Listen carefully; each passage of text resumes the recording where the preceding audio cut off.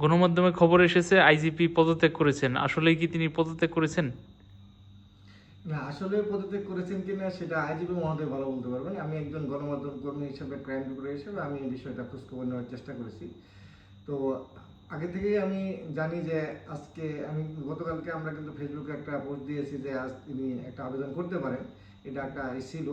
তো পরবর্তীতে আজকে যেটা গণমাধ্যমে খবর বেরিয়েছে যে আইজিপি পদত্যাগ করেছেন, এই খবরটা পাওয়ার পর আমি খোঁজখবর নিয়েছি। যেটা গণমাধ্যমে যেটা এসেছে, তিনি আজকে দুপুরবেলা একটা প্রোগ্রাম ছিল বেলা 12টায় পুলিশ হেডকোয়ার্টারে।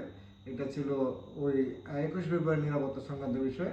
সেখানে নাকি তিনি উল্লেখ করেছেন যে তিনি পদত্যাগ করবেন, এই ইচ্ছা পোষণ করেছেন। তো কেউ কেউ বলছেন না, এই সময় পদত্যাগ করাটা উচিত হবে না, আপনি পুনর্বিবেচনা করেন। তারপর উনি সেটা নিয়ে নাকি যেটা গণমাধ্যমের তথ্য অনুযায়ী যে উনি স্বরাষ্ট্র মন্ত্রণালয়ে পদত্যাগ করেছেন। এরপর আমি বিভিন্নভাবে খোঁজখবর নেওয়ার চেষ্টা করলাম, স্বরাষ্ট্র মন্ত্রণালয়, পুলিশ হেডকোয়ার্টার সহ সংশ্লিষ্ট যেসব ঊর্ধ্বতন অফিসার কর্মকর্তা আছেন যারা বিষয়টা জানেন তাদের কাছে জানার চেষ্টা করলাম, কেউ আমাকে নিশ্চিত করেনি।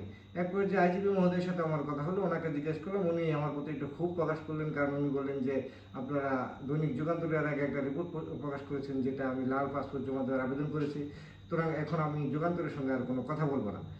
তো উনি যেহেতু কোনো কথা বলবেন না, তারপরে আমি অন্যান্য সূত্র থেকে চেষ্টা করলাম জানার জন্য, ঘনিষ্ঠ সূত্র থেকে।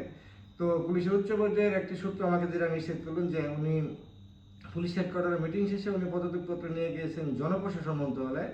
জনপ্রশাসন মন্ত্রণালয়ের সিনিয়র সচিবের কাছে যাওয়ার পর উনি বললেন, সিনিয়র সচিব মহোদয় তাকে নাকি জানিয়েছেন যে না, এটা তো আমার কাছে সরাসরি দিলে হবে না, আপনি স্বরাষ্ট্র মন্ত্রণালয়ে যান, ওখানে জমা দেন, স্বরাষ্ট্র মন্ত্রণালয় হয়ে আসতে হবে।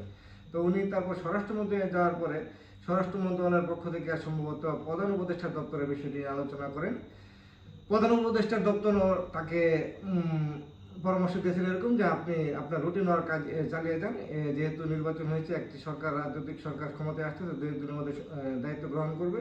ওই রাজনৈতিক সরকার আসার পরে বিষয়টা দেখা যাবে, এখন আপাতত আপনি রুটিন ওয়ার্ক চালিয়ে যান।